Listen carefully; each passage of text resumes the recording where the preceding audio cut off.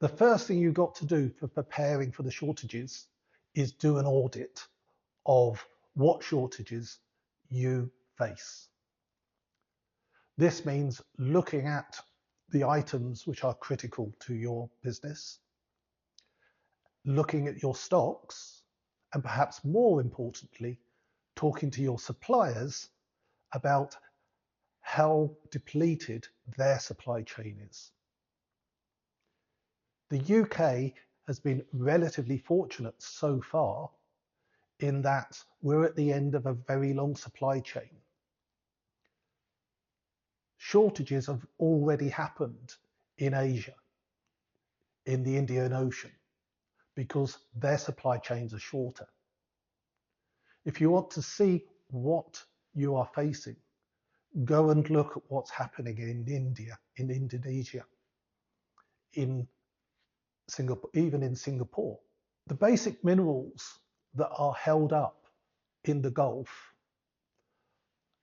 are liquid natural gas. We saw this very early on. This was something that went through the system very quickly because it's just in time, it's difficult to store, and some countries rely on liquid petroleum gas. India, in particular, has had problems with liquid petroleum gas.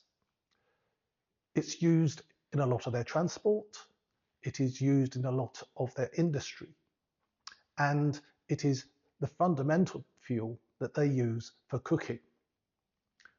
The government has had to intervene to prioritise domestic use over industrial use.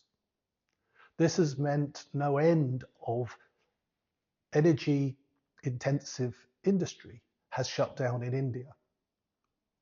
Things like ceramics, things like steel and aluminium have all been curtailed.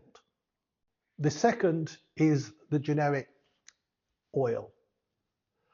Again, we have already seen that we're talking about running out of jet fuel. But diesel is another one that is going to get into short supply. Fortunately, with those sorts of oil products, there are reasonable areas, places where you can get alternative supplies, in particular the US. So not so critical for Europe.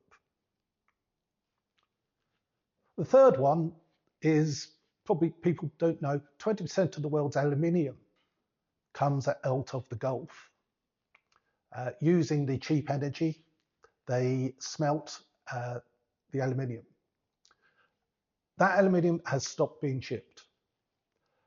Already we have examples of PepsiCo shutting down canning plants for the lack of aluminium. Third, perhaps quite surprisingly, is steel. Again, the Gulf is a large producer. Like oil, there are actually quite a lot of alternative supplies. So in theory, that will not be a significant impact. The next one is helium. Helium is a byproduct of liquefying natural gas. Helium is used in a number of places, but perhaps the most important is in the production of silicon chips.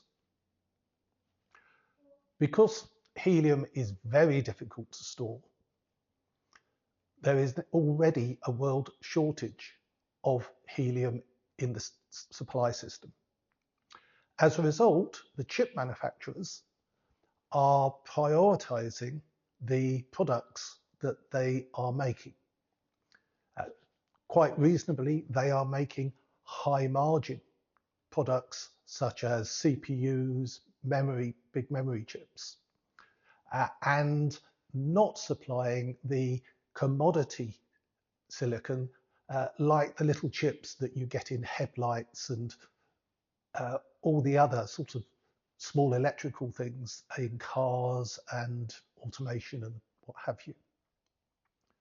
This means those chips are not going to be available. And a bit like the story about for the lack of a nail, the war is lost. For the lack of a silicon chip, a component isn't available. For the lack of a component, the vehicle isn't shippable. And without any shipping, your factory is shut. By far the most concerning of the minerals is sulfuric acid. The Gulf accounts for 50% of the sulfuric acid production. And sulfuric acid is the king of chemicals. It is used everywhere. Perhaps the most important one is in the refining of metals.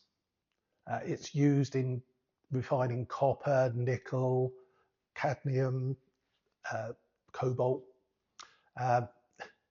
even gold and silver. The supply chain for those is quite long. However, that supply chain is being compromised.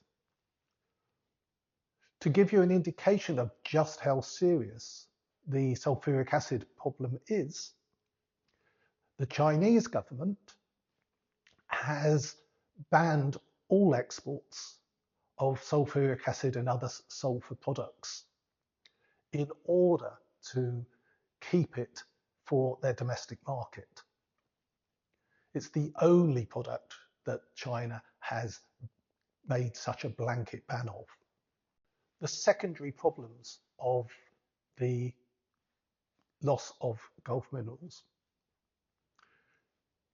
because of the lack of gas, of helium, of sulfuric acid, no end of secondary manufacturing has stopped. Glass is perhaps one of the big ones.